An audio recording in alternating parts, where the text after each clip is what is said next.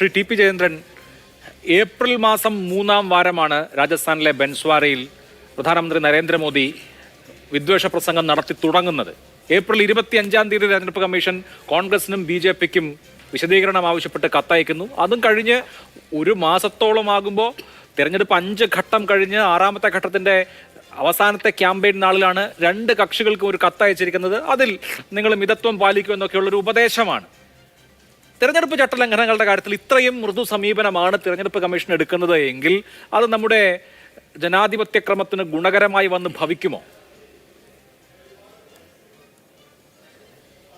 നോക്കൂ അഭിലാഷേ, തെരഞ്ഞെടുപ്പ്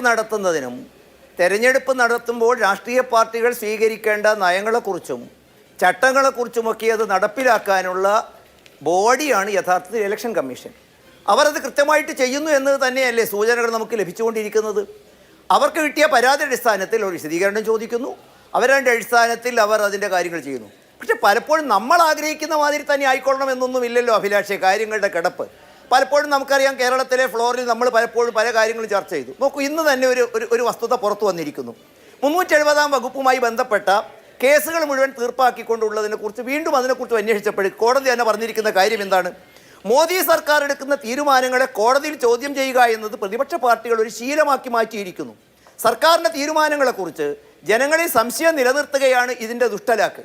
ഈ ലോക്സഭാ തെരഞ്ഞെടുപ്പിലും ആ തരത്തിലുള്ള ചില നീക്കങ്ങൾ ഉണ്ടാകുന്നു എന്നുള്ളതല്ലേ സൂചിപ്പിക്കുന്നത്. അതിനെക്കുറിച്ച് ഇലക്ഷൻ സർക്കാരിനെ കുറിച്ചോ അല്ലെങ്കിൽ സർക്കാരിന്റെ നടപടികളെ കുറിച്ചോ ഒക്കെ എതിരഭിപ്രായമുള്ള ആളുകൾക്ക് ഒരു ജുഡീഷ്യൽ റിവ്യൂവിന് ആവശ്യപ്പെടാം. അതൊരു അപാകതയോ കുറ്റകൃത്യമോ ഒന്നും അല്ലല്ലോ. കോടതി അത് സ്ക്രൂട്ടനൈസ് ചെയ്ത് യുക്തമായ തീരുമാനം എന്താണെന്ന് എടുക്കട്ടെ. അതിലാരും എതിരഭിപ്രായം പറയുമെന്ന് എനിക്ക് തോന്നുന്നില്ല. ഇവിടുത്തെ കാര്യം ഒന്ന് നോക്കൂ, അങ്ങ് തന്നെ ആലോചിക്കൂ. മുൻകാലങ്ങളിൽ തിരഞ്ഞെടുപ്പ് ചട്ടലംഘനം എന്ന പരാതി വന്നാൽ, ഒരാളുടെ സ്പീച്ച് തെരഞ്ഞെടുപ്പ് ചട്ടലംഘനമാണ് എന്ന് പരാതി വന്നാൽ എന്താണ് ചെയ്യുക തെരഞ്ഞെടുപ്പ് കമ്മീഷൻ?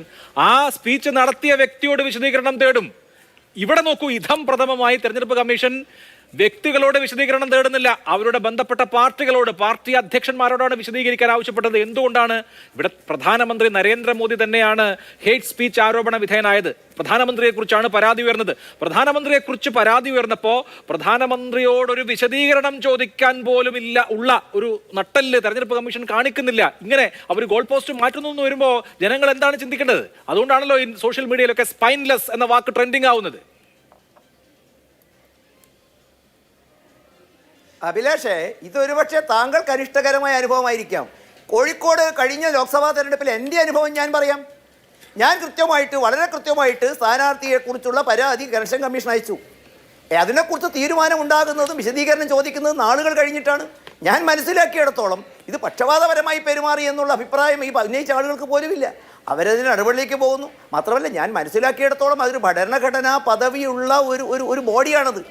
ആ ബോഡിയുടെ തീരുമാനം ചിലർക്ക് ഇഷ്ടകരമായി തോന്നുന്നത് കൊണ്ടോ ചിലർ ഇഷ്ടപരമായി തോന്നുന്നത് കൊണ്ടോ മാത്രം അത് കുറ്റമുക്തമാക്കുന്നതും അല്ലെങ്കിൽ അതിനെക്കുറിച്ച് ചർച്ച ചെയ്യുന്നത് ശരിയാണോ എന്ന് എനിക്ക് തോന്നുന്നില്ല. ഏതായാലും ഞാൻ മനസ്സിലാക്കിയിടത്തോളം അതൊരു ബോഡിയാണ്. അവരതിനെക്കുറിച്ച് പരിശോധിക്കാനുള്ള കഴിവുകളുണ്ട്.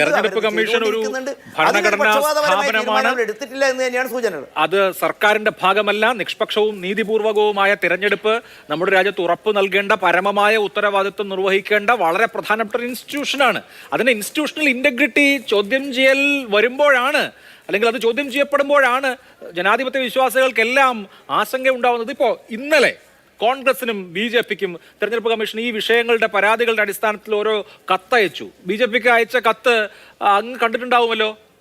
തെരഞ്ഞെടുപ്പ് കമ്മീഷൻ കോൺഗ്രസിനോടും BJPയോടും ആവശ്യപ്പെടുന്നത് നിങ്ങൾ നിങ്ങളുടെ താരപ്രചാരകരെ നിയന്ത്രിക്കണം എന്നാണ്. അവിടെ പോലും അങ്ങനെ ഈ പരാതിയുടെ അടിസ്ഥാനത്തിൽ രാഷ്ട്രീയ കക്ഷികൾക്ക് ഒരു നിർദ്ദേശം കൊടുക്കുമ്പോൾ പോലും നരേന്ദ്രമോദി എന്ന് പേര് വരാതിരിക്കാൻ എത്ര സൂക്ഷ്മമായി, എത്ര ജാഗ്രതയോടുകൂടിയാണ് തെരഞ്ഞെടുപ്പ് കമ്മീഷൻ ശ്രമിച്ചിരിക്കുന്നത് എന്ന് ഓർത്തു നോക്കൂ.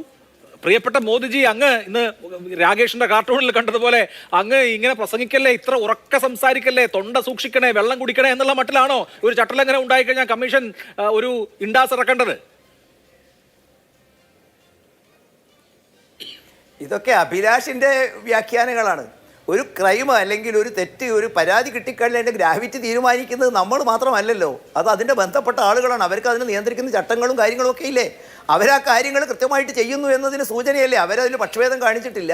അവർ ഇരുവാരോടും പറഞ്ഞിരിക്കുന്നു, അതിനെക്കുറിച്ച് പരിശോധിച്ചിരിക്കുന്നു. അവർക്ക് ബോധ്യപ്പെട്ട കാര്യത്തെക്കുറിച്ച് ന്യായീകരിക്കേണ്ട ബാധ്യതയൊന്നും എനിക്കില്ല. ഇനി ആർക്കെങ്കിലും പരാതി ഉണ്ടെങ്കിൽ അതിൻ്റെ മുകളിലുള്ള ബോഡികൾ ഉണ്ടെങ്കിൽ അവിടെയും പരാതികളുമായിട്ട് എത്തിച്ചേരാവുന്നതും പരിഹരിക്കാവുന്നതുമാണല്ലോ. ശരി.